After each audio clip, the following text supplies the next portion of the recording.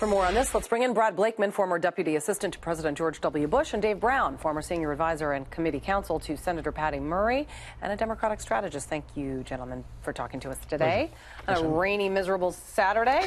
All right, so Brad, history is not on the Republican side when it comes to midterms. But will these upcoming midterms be any different? Let's hope they are if you're a Republican, because we want to stay in power. But as you pointed out, since the Civil War, on average, we've lost 33 seats in the House and 2 in the Senate. We can't afford that to stay in power. So with the American public in the midterms, it's going to be, what have you done for me lately? Not necessarily what have you done for me in the past, and am I better off today than I was? And if there's infighting amongst Republicans on big ticket items like the Farm Bill, like the omnibus, which is coming back, the spending bill, September 30th. And let's not forget the premiums on Obamacare are coming out weeks before the election for rates for 2019. Republicans have got to get their house in order, no pun intended, in order to have a record to run on that Americans can say you deserve to stay in power, both in the House and the Senate. Dave, the Farm Bill was a mess. I mean, basically because the Farm Bill wasn't a farm bill. It was a welfare bill. But what does that say about the effectiveness of House Speaker Paul Ryan, who's going to be campaigning, he's going to fundraise for the GOP? I mean, if he wasn't able to reach a deal over the farm legislation, maybe the GOP is better off without him. Well, look, I think you make an important point. And first, let me say, I think it's good news for working families and for kids across the country that this partisan farm bill was defeated. But it does underscore, and it's a reflection of why Republicans should be worried in November. I mean, Republicans control the Senate and the House and the White House, and yet they have only really been able to pass one signature piece of legislation while they've been in power, which is, $1 trillion+ deficit spending tax cut that benefits the wealthiest Americans at the expense of the middle class. I would say a lot of middle-class Americans have been benefiting from the tax cuts. I mean, be that as it may, Julie, I think the broader point that you're raising, it's an important question. Why did Paul Ryan choose to hold on to the gavel once he announced his retirement? Shouldn't he have instead immediately stepped aside to at least allow Republicans to coalesce around a new leader? He's facing now a discharge petition where he's potentially going to have multiple immigration bills on the floor, most of which are far outside the mainstream that Americans support.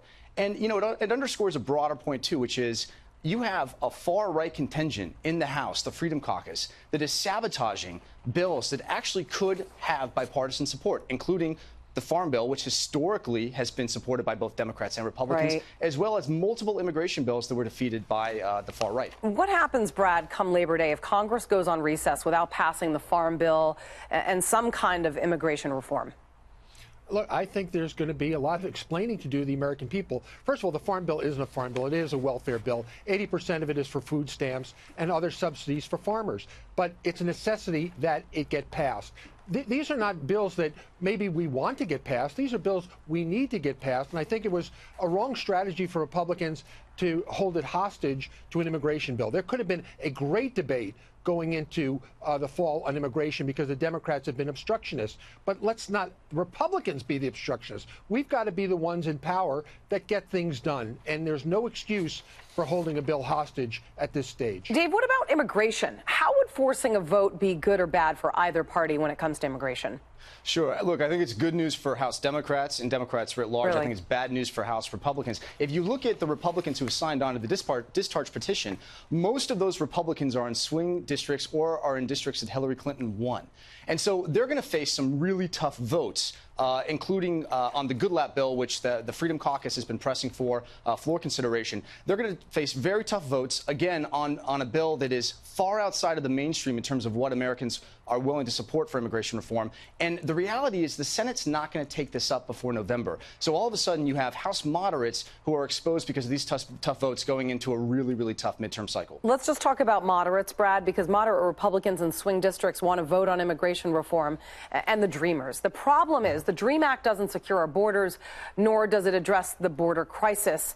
Do Democrats not see that? Will they eventually somehow see that? I mean, the border crisis is something that was, in fact, very much a cause the Democrats were insistent upon in the past administration, and now it seems that it's becoming more about Dreamers than protecting our borders.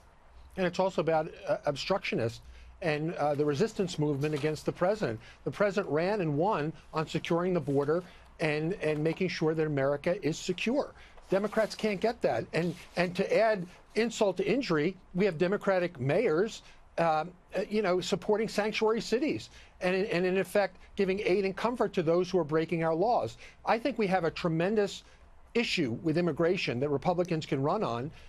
But we can't run on it if we're fighting amongst ourselves. And one thing is for sure, there could have been a DACA bill, but for the obstructionists in the Senate. Dan, quickly counter, and then we got to go. Just got to jump in. And the dirty secret is we can't get things past the Senate because you need a supermajority. Four bills in the Senate with Republican and Democrat votes. Most Republicans and Democrats have found a path forward on the Dreamers. The reality is that the area of disagreement is on cuts to legal immigration, gutting legal immigration to a point that would be historic and unprecedented. And securing also, by our the way, border.